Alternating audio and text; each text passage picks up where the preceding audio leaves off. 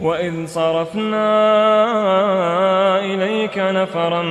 من الجن يستمعون القرآن فلما حضروه قالوا أنصتوا فلما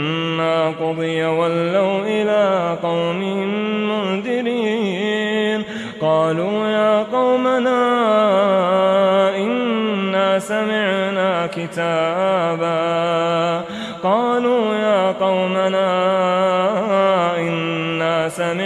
كتابا أنزل من بعد موسى مصدقا لما بين يديه يهدي إلى الحق وإلى طريق مستقيم يا قومنا أجيبوا داعي الله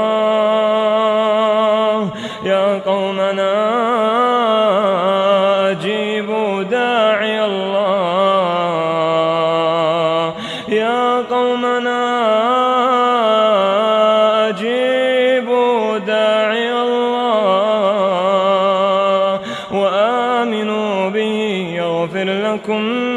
من ذنوبكم ويجركم من عذاب أليم ومن لا يجب داعي الله فليس بمعجز في الأرض وليس له من دونه أولياء أولئك في ضلال مبين أولم يروا أن الله الذي خلق السماوات والأرض ولم يعي بخلقهن بقادر على أن يحيي الموتى بلى إنه على كل شيء قدير ويوم يعرض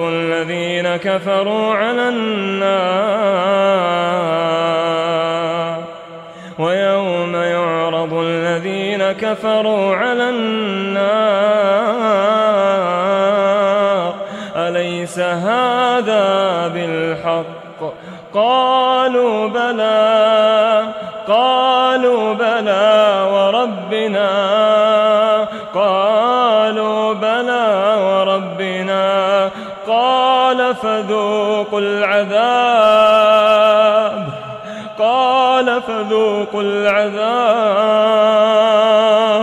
قال فذوقوا العذاب بما كنتم تكفرون فاصبر كما صبر أولو العزم من الرسل ولا تستعجل لهم كأنهم يوم يرون ما يوعدون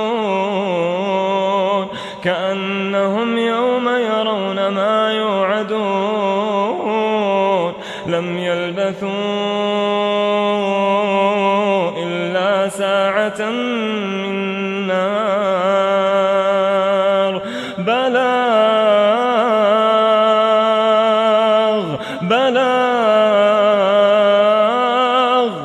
فهل يهلك إلا القوم الفاسقون